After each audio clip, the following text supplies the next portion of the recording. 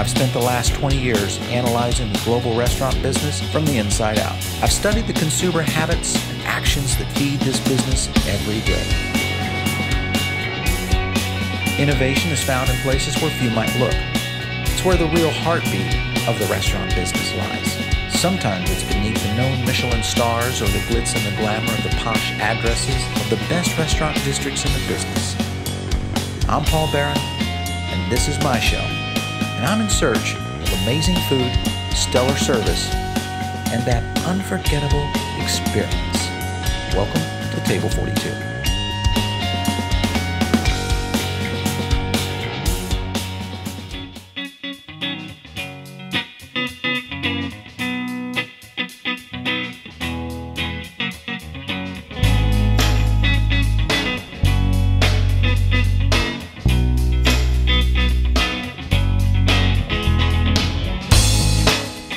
All right, here we are on another episode of Table 42, except we are in Phoenix, Arizona with Chef Beau MacMillan, and we're at a place called Elements. And we're gonna learn about what this is all about. But before we get started on that, Chef, first of all, you've like blown us away with some pre-prep here. Little pre-prep. Yeah, love this. Let's learn a little bit about who you are and kind of what you do here at Elements. How'd you kind of get involved in Elements at the Sanctuary? Elements started for me back in 1998. I was a young chef working my way up through the industry in Los Angeles, and I got a phone call from a food consultant here in the Valley that said, Beau, we want you to come out and check out this beautiful resort in Scottsdale, Arizona. My ownership renovated this whole property and built what is now known as the Sanctuary Resort. Right. And Elements really, the birth date for Elements was March 15th, 2001, and we've been going strong ever since.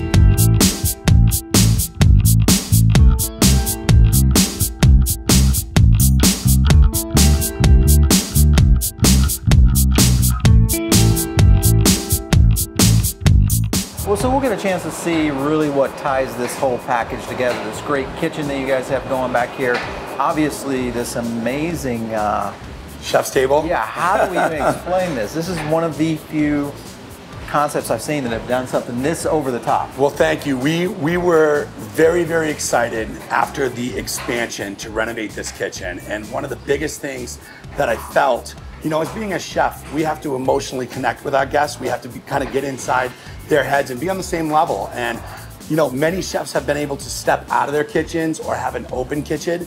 We wanted the opportunity for the guests to actually come right back in and be part of our kitchen. So we built this killer private dining room for 12 guests that opens up. And I wanted it to have two things. I wanted it to be intimate, if that's what the guests wanted, but I wanted them to be also to be able to come right into the kitchen and experience some champagne, some ice shellfish, and celebrate food with us. And that's the whole concept behind Table 12.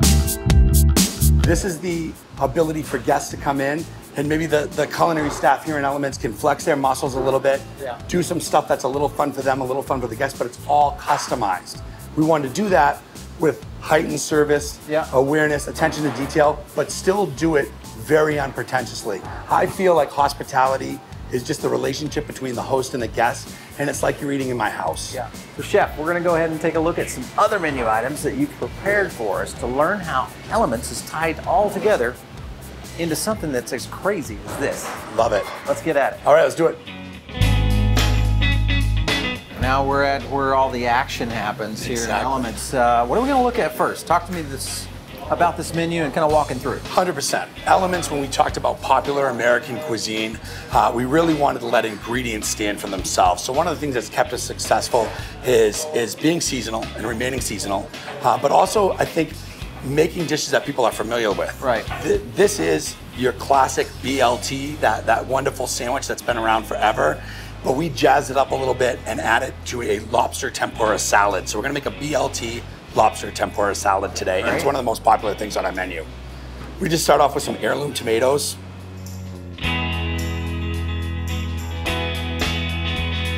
So this is really kind of a classic that you guys are just bringing in a lot of this great fresh produce. Yes. Tying it all together with some interesting little herbs, which I like. I like that too. Now, what brings lobster into this? You know, lobster and tomato, I'm a New Englander, and when you think of those beautiful flavors, you know, I think of, if you notice this, is almost like a deconstructed sandwich or like a lobster roll. The base of this is going to be brioche bread that we've toasted with butter, and a house-made Montreal steak spice. A lot of peppers, a lot of flavor on there. The other thing cool about this is everybody loves ranch dressing.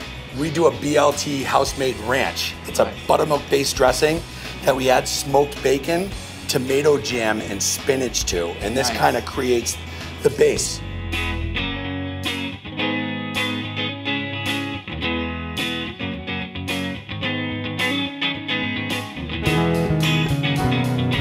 So we got two more elements. We got some beautiful tempura fried avocado. We can just kind of lean up there, very, very nice. I take some knuckles of the lobster, just kind of get those around. I got one beautiful tempura claw. I think there's a simplicity here, and we try to preach that, but also I think the guests understand it, and that's, you know, when you think BLT, you give them something they can recognize. Since we put this on the menu, it's almost been a blue chip recipe. Just people want it all the time. So what's up next on our wonderland of culinary nirvana here? I gotta show you a classic here from Elements. It's one of these dishes that we've started with that's evolved over the years, but it's our simple tuna tartar. We do it with a little twist. It's been on the menu since day one. It brings people into the restaurant, and I want to show you our preparation. Perfect, let's get to it. All right.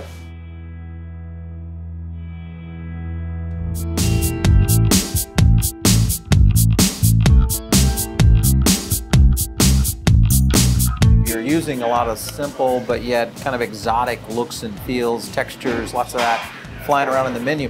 When you look at changing a menu item out, I mean, how much pushback do you get?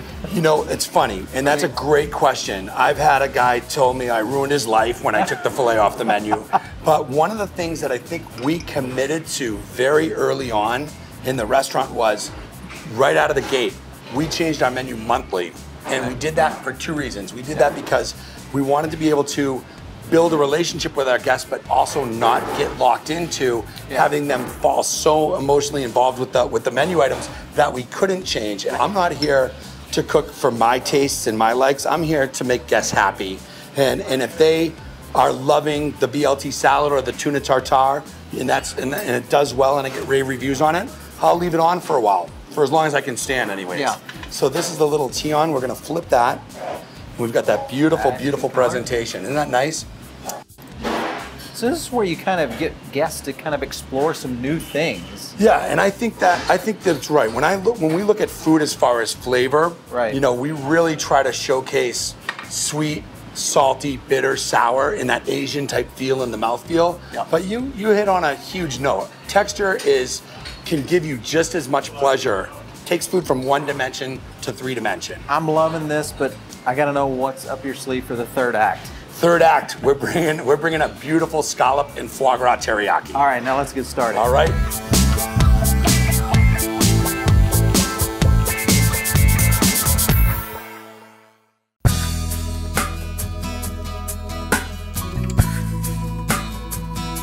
We've got a house-made teriyaki that's made with soy, mirin, ginger, a little fresh ginger, and just kind of some abstract stuff. The cool thing is we make these awesome little shrimp toasts with brioche.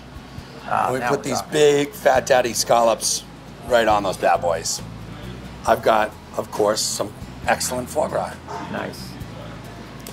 And the decadence just keeps on coming. I'm telling you, right? Foie gras never hurt anybody. Next up, this is a kind of a unique combination. This is also one of our blue chips. This is a garlic caramel sauce that we make, believe it or not, with soy and cream. And then we're just gonna garnish that foie gras and shrimp toast and scallop with a little bit of basil oil, just to add a little touch of color. Beautiful. This is also a super popular dish.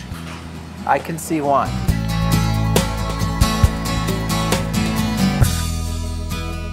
Chef, so here we go. We're topping off some great items that you just helped us discover here at Elements. What is this, though?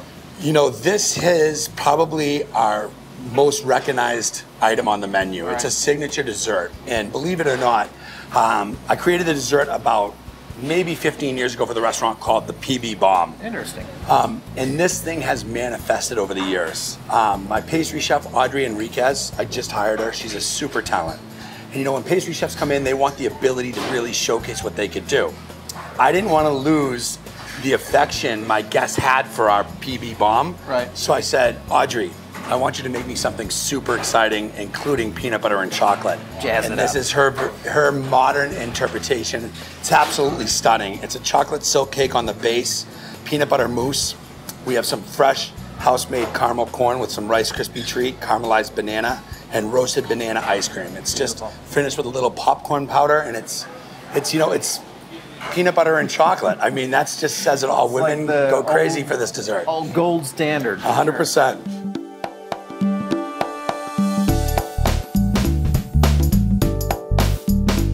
All right, so Chef, here we are inside where really some of the even more interesting magic happens inside Elements, the front of house.